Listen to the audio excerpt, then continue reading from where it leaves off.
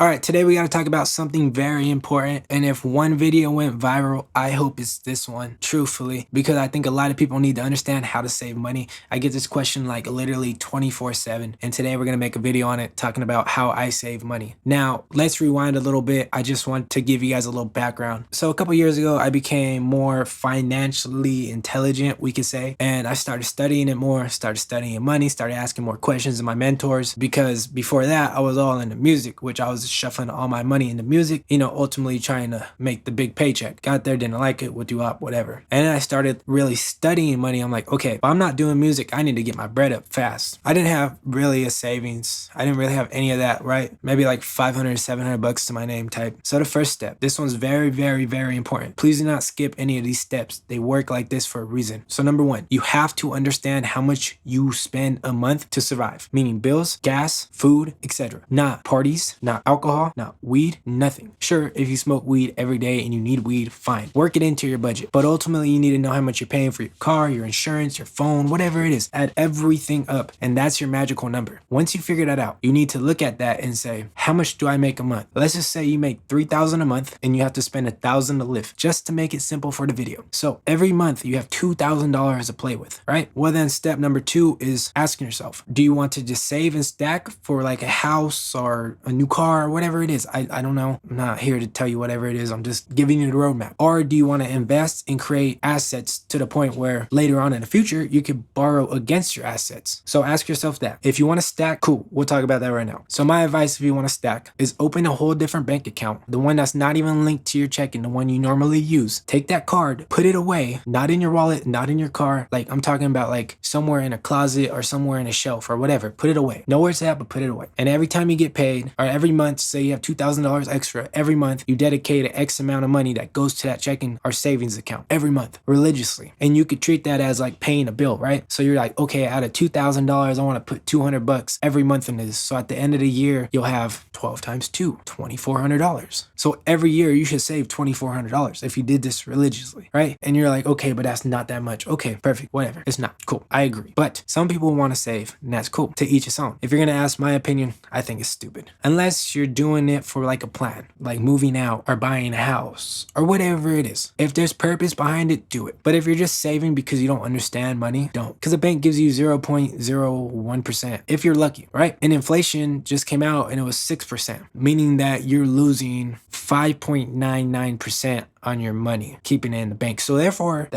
you're losing money putting in the bank. But that's okay if you have a purpose behind it. Again, if you have purpose behind it, then it makes sense. Now, if you want to save and you want to make the savings grow faster, then you can either look at stocks, cryptos, or other assets like NFTs or anything like that. Anything that you believe is 5 to 10 years down the road. Now let's talk about saving money in stocks, cryptos, and XYZ, all that stuff. So let's rewind. Let's say you still have $2,000 and let's say you throw in 200 bucks again, right? You throw in 200 bucks every month, and every month it makes you 10%, which is 20 bucks. Then within the next month, you have 220, and then you add another 200, which is 420, and you have 10% of that, and that's 42. And it keeps compounding, right? And 10% is way better than 0.01. That's just straight up. The best way to save is to understand where your money is going, right? That's why you have to write down everything. And that leads into step 3. Write down everything. I promise you. I used to be horrible saver. Then I started writing down everything. Amazing saver. Don't believe me? I'll show you.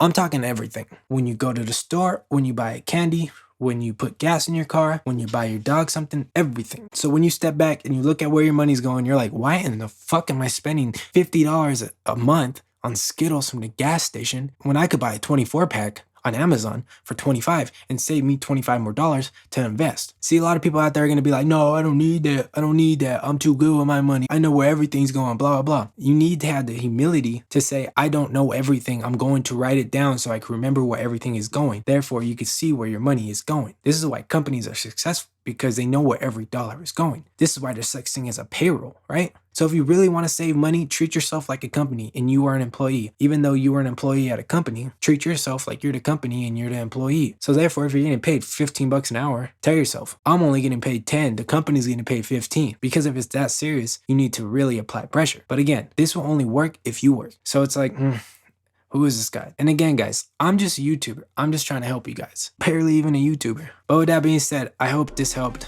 I hope you enjoyed this type of content. If you did, I would appreciate it if you dropped a like, comment, subscribe, do whatever you gotta do to stay in the loop. My name is Derek with Flip and Drip, and I'll see you in the next one. Peace.